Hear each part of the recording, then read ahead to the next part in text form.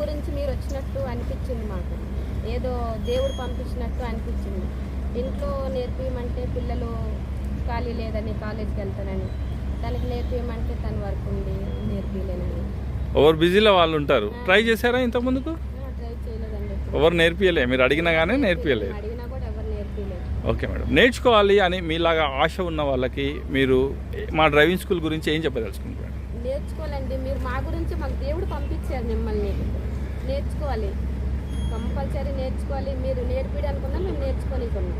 Success అవుతారా మరి? చాలా సక్సెస్ అయ్యామండి. హ్యాపీయా మీరు ఇప్పుడు? హ్యాపీ, చాలా హ్యాపీ. నేర్చుకోవాలన్న ఇంట్రెస్ట్ వచ్చింది, నేర్చుకున్నాం కూడా. నేర్చుకున్నారు కూడా. మీ బండి కూడా నడపగలుగుతా అన్న హోప్ వచ్చిందా? బండి కూడా నడుపుతామన్న నమ్మకము, కాన్ఫిడెన్స్ మీకు వచ్చింది. ఓకే మేడం, థ్యాంక్ యూ అమ్మా. మీ డ్రైవింగ్ చూద్దాం మరి. అంటే ఫస్ట్ 2 రోజుల్లో సైకిల్ నేర్చుకున్నాము. 2 రోజుల్లో ఎల్లో కలర్ బండి ఇచ్చారు కదా, అది నేర్చుకున్నాము. 2 రోజుల్లో ఈ బండి కూడా ఇచ్చారు. పెద్ద బండి కూడా వచ్చింది. పెద్ద బండి కూడా వచ్చింది. ఇంతకుముందు సైకిల్ కూడా మాకు రాదు, ఏం రాదు అసలు. ఇంట్లోనే ఉండేది. వచ్చి